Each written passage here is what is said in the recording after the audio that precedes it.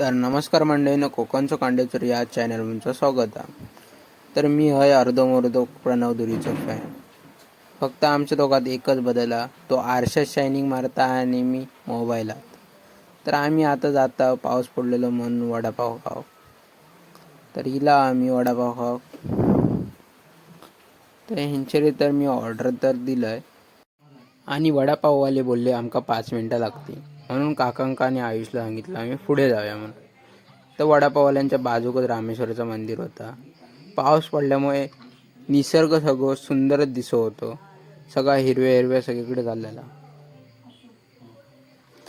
तर पाऊस पडल्यामुळे व्हाळांका आणि नदींका पाणी पण इलेला. तर वड्यावालीने आमका बोलावल्याने आणि आमका म्हणतात तुम्ही ऑर्डर दिलेले वडे तयार आहेत म्हणून. तर मी वडापावानी घेतलाय आणि आयुषला आणि काका घेतला आपण जाता आता वडापाव खाऊया म्हणून. तर आम्ही आता चाललो आम्ही घरात.